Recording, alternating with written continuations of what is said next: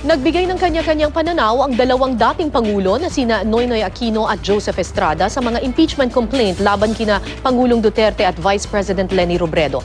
Sa kanilang termino, kapwa sinampahan ng impeachment complaint sina Aquino at Estrada. Bagamat walang hatol ng impeachment trial ni Estrada, nagbitiw naman siya bilang Pangulo sa kasagsagan ng People Power 2.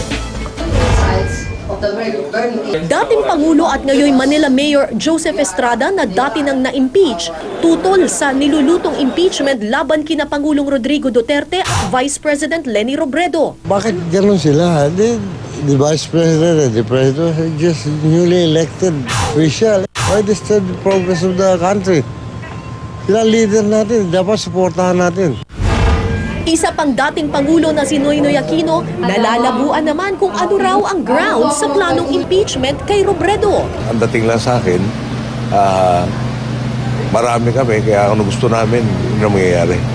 Tandaan natin, yung titulo nga kinatawan. Sana yung posisyon na magiging panukala mo, kumakatawan doon sa mga sinasakupan mo.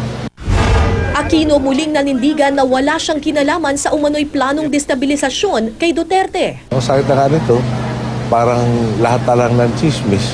No? Tila binibigyan ng importansya. Pwede natin masabi marami kaming tinanim na nasa panahon ngayon ng pag-aani. Gusto natin masagad yung pag-aani.